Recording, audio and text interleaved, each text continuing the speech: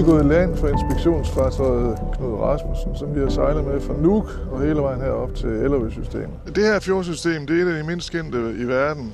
Vi har arbejdet nu i 25 år oppe i Sakkenberg-Daneborg-området med et forholdsvis enkelt fjordsystem.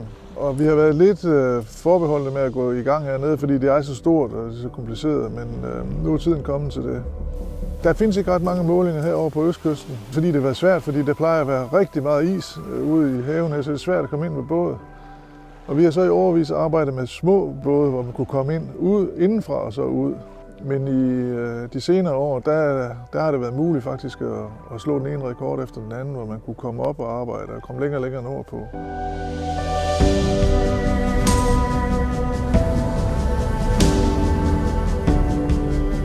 Her i Ellerød, der ser vi flere forskellige typer af vandmasser, men der er sådan 2 hoveddominerende vandmasser. Det ene, det er det, vi kalder polvand. Det er rigtig koldt vand, der er faktisk under 0 grader, som kommer fra Polhavet, som svømmer herned. Og det er fra 10 meter og så ned til 200. Hvis det polvand, som er under 0 grader, er i kontakt med indlandsisen, så kan indlandsisen ikke så godt smelte. Men der er også noget atlanterhavsvand, som ligger lidt dybere, som er varmt. Og så kan indlandsisen reagere meget hurtigt. Så det vi har gjort, det er, at vi har været rundt ved mange af fjordene i Ellerød fjordsystemet for at finde ud af, hvor dybt er det der inden foran. Gletsjerne kommer de kun i kontakt med koldt vand, altså er dybden der inde omkring de der 200-300 meter, eller er det dybere, kan det varme vand komme derind?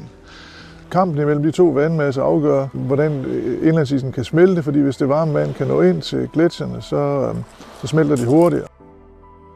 Smeltevandet fra gletsjerne, det påvirker jo også fjordene. Så hvis gletsjeren smelter på land og løber ud i overfladen, så ligger det ferske vand så op på overfladen af havet.